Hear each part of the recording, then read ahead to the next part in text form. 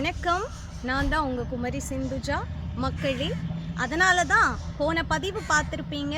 தமிழர்கள் தங்களுடைய குணநலன்களால் தான் இந்த உலகெங்கும் கோலோச்சிருக்கிறாங்க. அதனால தான் தமிழன் என்றோர் இனமுண்டு, அவனுக்கு தனி ஓர் எல்லாரையும் அரவணைத்து வாழக்கூடிய குணமுண்டு. அதனால தான் நான் நிறைய யாரையுமே சட்டத்தின் மூலமாக நசுக்க நினைக்கக்கூடாது.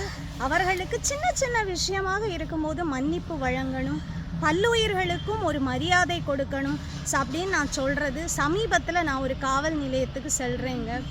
அங்கே ஏழ்மை நிலையில் வரக்கூடியவங்க, ஏழ்மை நிலையில் வர்றாங்க, தாழ்ந்த ஜாதி என்பதற்கா அப்படின்னு என்ன பண்ணுறாங்கன்னா ஒரு மரியாதை கொடுக்காத தன்மையை நான் பார்க்குறேன். நான் பார்த்தேன் 2 வாரங்களுக்கு, ஒரு 3 வாரங்களுக்கு முன்னாடி ஒரு பெண்ணுக்கு ஒரு பிரச்சனை.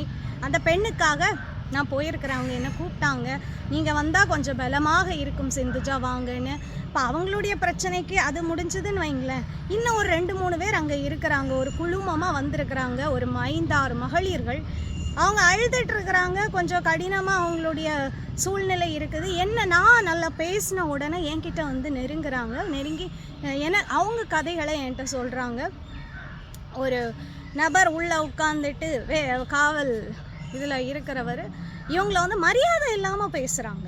யாராகவும் இருக்கட்டுங்க, மரியாதை இல்லாமல் பேசி வெளியே போங்கம்மா அப்படி இப்படின்ட்டு வெளியே போ அப்படின்னு பேசும்போது இவங்க வெளியே நான் வெளியே போய் இவங்கக்கிட்ட கதை கேட்குறேன்.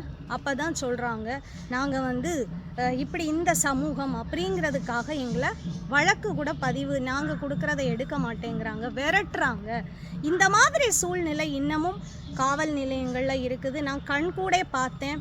இதை நம்ம பதிவு பண்ணுவோம், நம்ம பதிவு பண்ணி போடணுன்னு தான் நினைப்போம். ஆனால் சில நேரங்களில் ஒரு நேர்மையான அதிகாரிகளுக்கு அந்த பாதிப்புகள் வரக்கூடாது என்பதற்காக தான் இதை நான் போடுறதே கிடையாது. ஏன்னா சிந்துஜாவை பொறுத்தளவில் எம்எல்ஏவையும் நான் கிரிட்டிசைஸ் பண்ணியிருக்கிறேன், எம்பியையும் கிரிட்டிசைஸ் பண்ணியிருக்கிறேன். ஆரோக்கியமாக சில விஷயங்களை செய்ய வேண்டும் என்பதற்காக ஆட்சியாளரையும் கூட நான் கிரிட்டிசைஸ் பண்ணுறது உண்டு. சிஎம்ல வரைக்கும் நான் என்னுடைய கருத்துக்களை பதிவு ஆரோக்கியமாக செய்கிறது உண்டு. அதனால் யாரும் என்னிடம் நான் கருத்தியல்லிருந்து விதிவிலக்கானவர்கள் அல்ல. இருந்தாலும் சில நபர்கள் நல்லதை பண்ணும்போது நம்ம அவர்களுக்காக என்ன பண்ணுறதுங்கிறதுனால தான் பதிவு பண்ணாமல் பல நாட்களாக விட்ட சம்பவங்கள் நிறைய இருக்குது.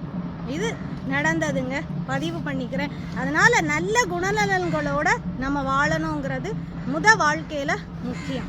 நன்றி.